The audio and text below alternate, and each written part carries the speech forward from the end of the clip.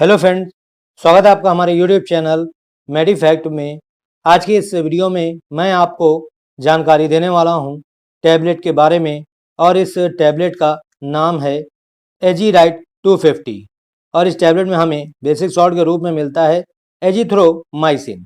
तो चलिए जानते हैं ये टैबलेट किस काम में आती है, इसे आपको कैसे यूज़ करना होता है, इस टैबलेट के क्या साइड इफ़ेक्ट्स होते हैं, ये टैबलेट आपको मार्केट में कितने रुपए का मिलता है और इस टैबलेट को इस्तेमाल करने से पहले आपको किन किन सावधानियों को ध्यान में रखना होता है, देने वाला हूँ पूरी जानकारी आज के अपने इस वीडियो में। तो बने रहो मेरी इस वीडियो के अंत तक। चलिए वीडियो स्टार्ट करते हैं। तो सबसे पहले नज़र डालिए इस टैबलेट के पैकिंग पर। तो आप देख सकते हो ये टैबलेट आपको कुछ इस तरह के स्ट्रिप में मिलती है। फ्रंट साइड से इसकी स्ट्रिप कुछ इस तरह की दिखाई देती है और बैक साइड से इसकी स्ट्रिप कुछ इस तरह की होती है। इस स्ट्रिप में आपको 6 टैबलेट मिलती है, यानी 6 टैबलेट मिल जाती है। यहाँ पर आप काउंट कर सकते हो और ये 6 टैबलेट आपको मार्केट में सभी प्रकार के टैक्स मिला करके 60 रुपीज की मिल जाती है, यानी 60 रुपए की इसकी 6 टैबलेट आपको मिलती है, यानी इसकी एक टैबलेट 10 रुपए की होती है। अगर हम बात करें इस टैबलेट के सेल्फ लाइफ की, तो 2 साल इसकी सेल्फ लाइफ होती है। यहाँ पर आप इसके मैन्युफैक्चर डेट और एक्सपायरी डेट दोनों ही देख सकते हो। आइए नजर डालते हैं इसमें मिलने वाले कॉम्पोजिशन के ऊपर। तो दोस्तों यहाँ पर आपको मिल जाता है each film coated tablet contains azithromycin IP equivalent to anhydrous azithromycin 250 mg मिलता है। कलर इसमें जो यूज हुआ है quinoline yellow and titanium dioxide IP. Doses की बात करी जाए तो एज डाइटेड बाय द फिजिशियन, यानी इस टैबलेट को लेने से पहले आपको अपने डॉक्टर से इसकी डोज की मात्रा जान लेनी, उसके बाद ही आप इसे लेना है। स्टोरेज वगैरह दे रखा है, पढ़ लीजिएगा।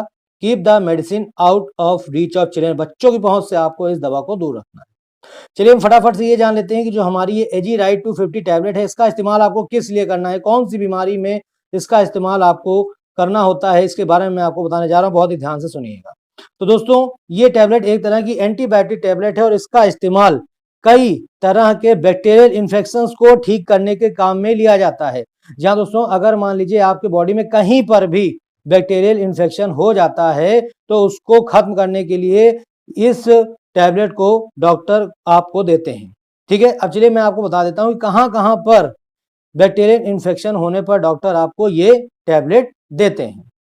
तो दोस्तों पहला है रेस्पिरेटरी ट्रैक्ट में इन्फेक्शन हो जाने पर, ईयर यानी कान में हो जाने पर, नोज यानी नाक में हो जाने पर, थ्रोट यानी गले में इन्फेक्शन हो जाने पर, लंग्स यानी फेफड़ों में इन्फेक्शन हो जाने पर, या स्किन पर इन्फेक्शन हो जाने पर भी आपको दी जाती है, आंखों में हो जाने पर भी इसको दी जाती है। ठीक है, इसके अलावा दोस्तों अगर आपके टाइफाइड का फीवर आ रहा है तो उस समय भी डॉक्टर आपको ये टैबलेट देते हैं। जी हाँ दोस्तों, बहुत ध्यान सुन लीजिए, अगर आपके टाइफाइड फीवर आ रहा है तो भी आप इस टैबलेट का सेवन कर सकते हैं। डॉक्टर आपको ये टैबलेट देता है टाइफाइड फीवर में। इसके अलावा कुछ सेक्सुअली ट्रांसमिटेड डिजीज होती हैं, लाइक गोनोरिया में इसका इस्तेमाल होता है। इसके अलावा अगर आपके ब्रेन में इन्फेक्शन है, या हड्डियों में इन्फेक्शन है, या जोड़ों में इन्फेक्शन है, ठीक है, या अगर आपके यूटीआई है यानी यूरिनरी ट्रैक्ट इन्फेक्शन है तो उसमें भी इसका इस्तेमाल किया जाता है। इसके अलावा स्टमक में अगर इन्फेक्शन है, या इंटेस्टाइन यानी आंत में है या पेट में है, तो भी इस टैबलेट का इस्तेमाल किया जाता है। तो दोस्तों बहुत ही फायदेमंद होती है ये बैक्टीरियल इन्फेक्शन को खत्म करने के लिए। तो अगर आपके कहीं पर भी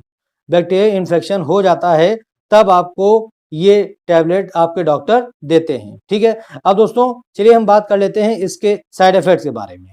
तो दोस्तों इसके कुछ साइड इफेक्ट्स होते हैं जो कि बहुत ही कॉमन साइड इफेक्ट है, जिसमें पहला है वॉमिटिंग यानी उल्टी होना, नोजिया यानी मितली होना, एब्डोमिनल पेन यानी पेट में गड़बड़ी होना, दर्द होना। ठीक है, इसके अलावा डायरिया यानी दस्त लगना। तो इसके कुछ ये कॉमन साइड इफेक्ट का सिम्टम्स हैं। अगर इनमें से एक भी साइड इफेक्ट का सिम्टम आपको बार बार दिखता है, यानी जब जब आप इस टैबलेट को लेते हैं तब आपको ये सिम्टम देखने को मिलते हैं, ठीक है, और ये गंभीर रूप ले रहे हैं, तब आपको इस टैबलेट को नहीं लेना है, तुरंत ही अपने डॉक्टर से संपर्क करना है।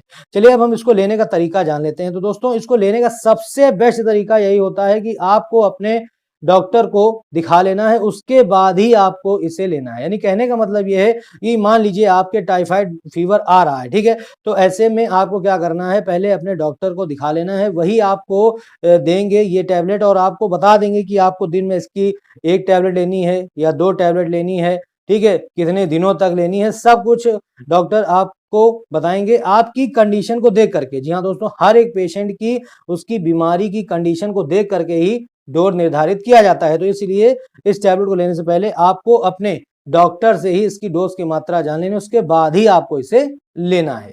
ठीक है।